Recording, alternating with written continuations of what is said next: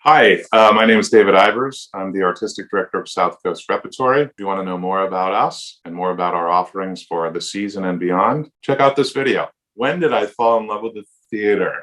And why do I want to be part of the theater world? How those two things are linked. I fell in love with the theater in third grade in Toronto, Canada, where I spent 1 year and change of my life as a child. California to Toronto, back to California.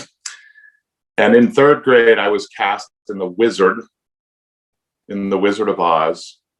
And I came home, and I'll never forget, my father said, "Hey, congratulations, you got the title role." And then I found out I was never seen, and I was behind a big wall with just this voice, But I loved the magic of the process. And I'd never experienced anything like that, where you were telling a story with, dimensionalizing a story, I guess. And it was that terrible and wonderful cliche of, I never look back. I just got the theater bug, So, I did a lot of other things, but really that is the identifying moment for me that young. And even though I was an athlete, I always was doing theater.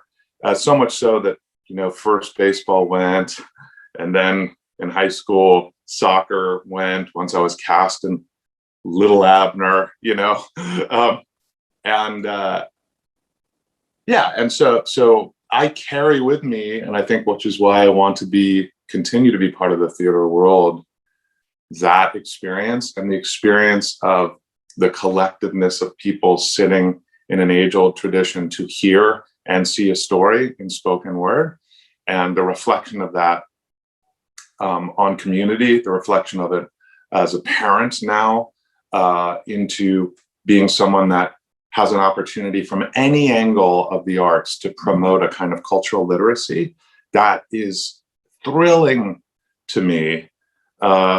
So that kind of keeps me whole. And my relationship to the why theater, frankly, changes. It changes like every couple of years, which is also wonderful in that the job and the discipline keeps shifting its lens in wonderful and in invigorating ways.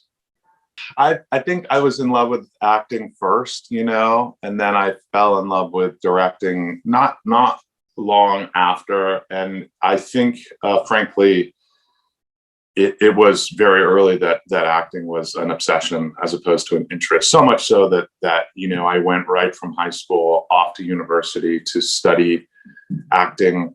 I was very serious about it, completely selfish about it, in many ways that were healthy, I think, and unhealthy.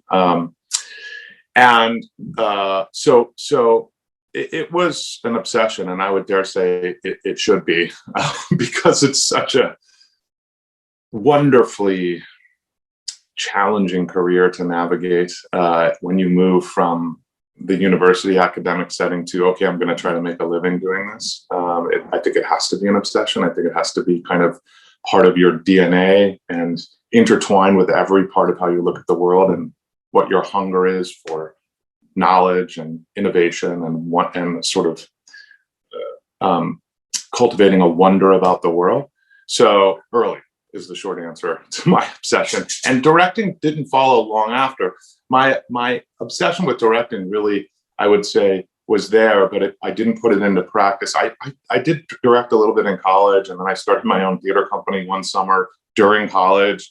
That I was the artistic director of the Innovative Artists Theater Company, which is a bunch of pals that we put together and decided to create our own work over the course of the summer.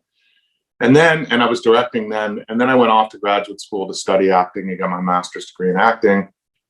And when I got out, I always made space to direct in my years of acting contracts. And then really, the 10 years I spent in the resident acting company at the Denver Center Theater Company, where I did, I think, over 40 productions as an actor, I realized in a very acute sort of way that obsession I was ready to really think about practicing, in part because I was either frustrated with rehearsal rooms, or because I felt like I had something to say, or simply because at that time I was doing a ton of Shakespeare, and I had done almost all but 5 or 6 of Shakespeare's plays and all the comedies like 3 or 4 times. So literally doing 60, 80, 90 performances of As You Like It, like 3 different times. You just stand there absorbing so much information, so much text, just standing on stage or sitting backstage. And I was just cultivating ideas about how to dimensionalize that, which is a word I use a lot about the theater. And that then sparked my kind of ambition to go, you know what, I want to be on the other side of the table for a bit. Why is the theater experience unique to audiences? I touched on it a little bit. I still think there's something like, kinesthetic and in our kind of stardust that drives people to be together in a room or in an amphitheater outside to experience what binds us together through the spoken word. And I believe it is one of the oldest, if not the oldest, form of storytelling. And its power, I think, is both emotional and physical, and cerebral, and it sort of connects so many senses together. So it's as simple as that for me. It's also, I guess it's also just that we're watching ourselves reflect back who we are. And one of the things I love about the theater is we very quickly learn in stories how far we've come, and frankly and sadly, how far we've not come. Well, I first heard about them and first saw them, the work. I saw Christopher Durang play and Shakespeare when I was in high school. I grew up north of Orange County in San Fernando Valley. And when I went off to university, I went to Ashland, Oregon, Southern Oregon University, because I wanted to be near the Oregon Shakespeare Festival. And I started seeing in the bios, I'd known about South Coast Rep, and I'd been there to visit during high school, but I started seeing the bios of actors, South Coast Rep, these actors, James, like, I'm trying to remember some of them, like I think Marco Baricelli and others that worked there, actors that I really admired.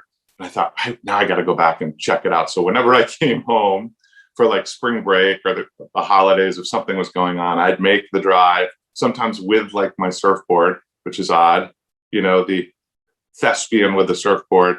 And I would see shows. So, and it really wasn't until decades later that it sort of came together that I would be able to walk the hallowed halls.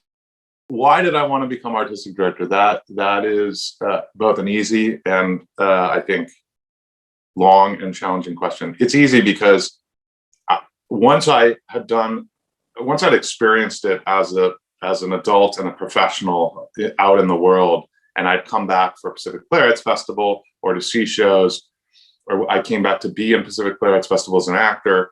I was invited to come direct One Man, Two Governors.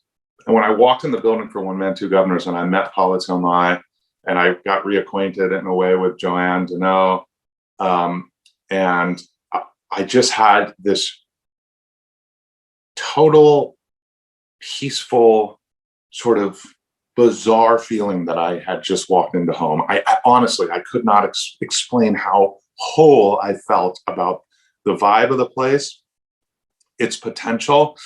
And that was early. And I thought, well, I mean, there wasn't even a glimmer of an artistic director job, And then so all of a sudden, when I was approached to see if I was interested in applying, basically from colleagues and friends that were like, hey, do you know this thing is open? I was like, I basically sent in my stuff, and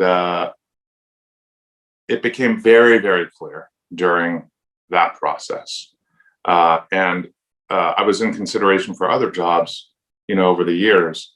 This one, from a board point of view, from the potential for growth for the theater, for the potential for the artistry to move, but also stay true to its legacy, the opportunity to really be part of the next generation of what South Coast Rep becomes, and really because there's this keen sense of ownership about it, both in the loyal patron, our sections of our community, and the board, and much of the staff.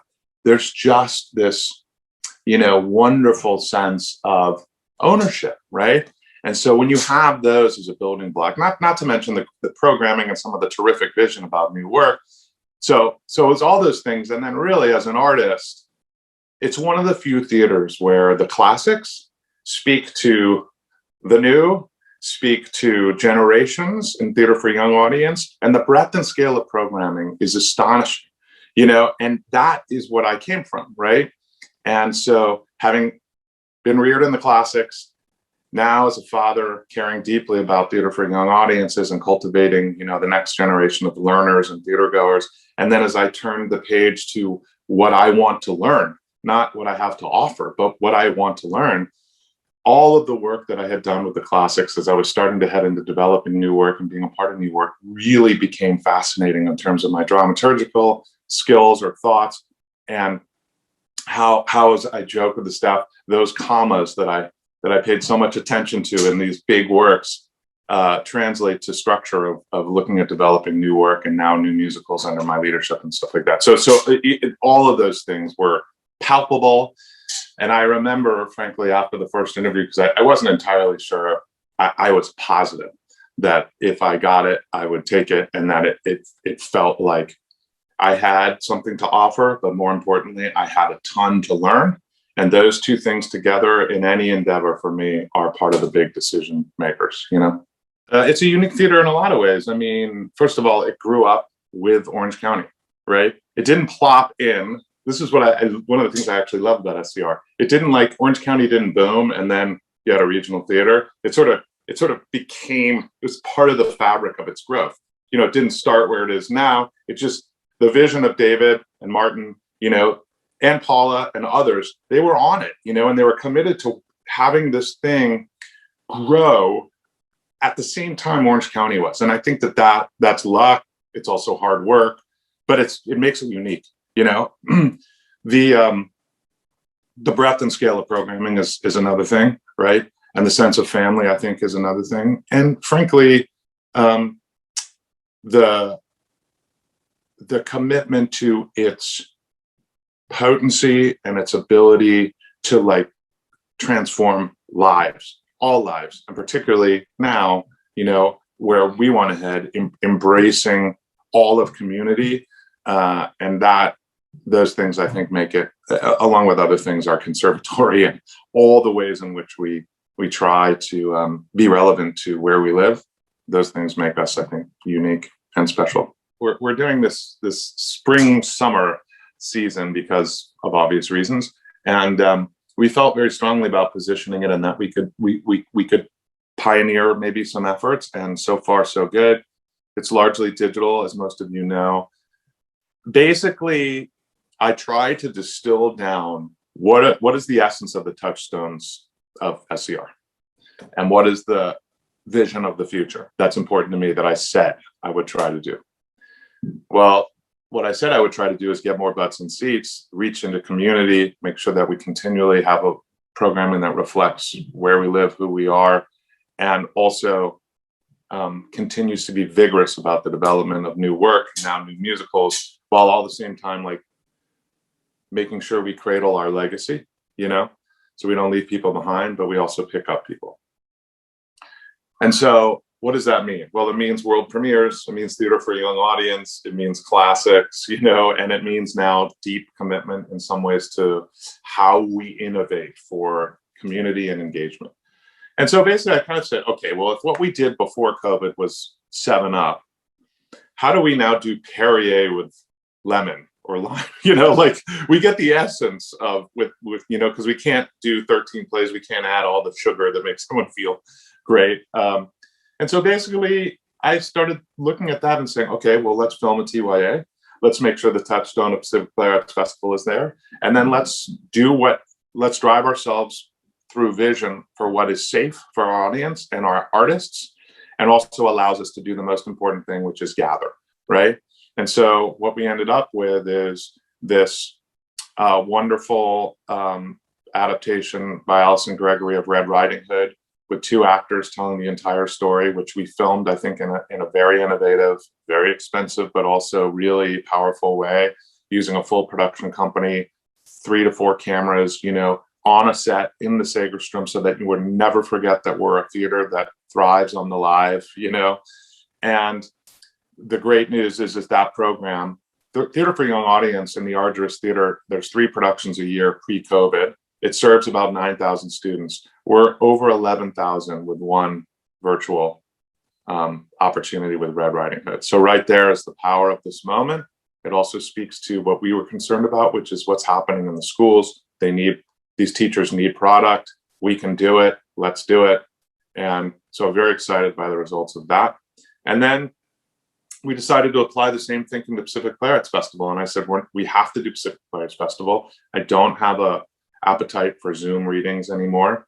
So I want to use the same innovation of this production company and do a Wine of the Month club, but with world premiere plays. And we'll roll out, if you subscribe to PPF, you'll get 4 plays and a new musical coming into your inbox basically every 3 weeks or so once we launch the first one. We're 2 in now. We're about to release the second one next week. Covenant has played by York Walker. And basically, there's 4 plays in the musical, as I said, that I think represent a global perspective. They're astonishingly beautiful plays, challenging plays, reflective of, I think, not only the triumphant spirit of who we are, but the indelible challenges that this country and other countries present in how we view our citizenry. And the artists have been connected to them. York Walker, who wrote Covenant, Charlie O, who wrote Coleman 72, Shayan Lotfi, who wrote Park Ilale, Christine Quintana, who wrote Clean, and Julianne Wick Davis and Dan Collins, who wrote the musical Harold and Lily and a Love Story, are exceptional, up and coming or established. I think the power of what we've been able to do there, I hope, as we get through them, is also evident in the artists who have come forward to say, I want to be a part of it. All these directors deserve, Tamala Woodard, I will say, with the present company excluded, are nationally, if not internationally known. Lisa Cortez, Mike Donahue, and the fact that we have Michael Greif coming in to direct the last PPF musical, who's, as you know, won Tonys for creating Dear Evan Hansen and Next to Normal. I was just like amazing. I think speaks to us putting our money where our mouth is, and being here. And then the last thing, as I think people know, is it created a partnership with the Mission San Juan Capistrano to do the last thing I spoke of, which is to gather safely. So we're going to be outside in the summer with a new program called Outside SCR.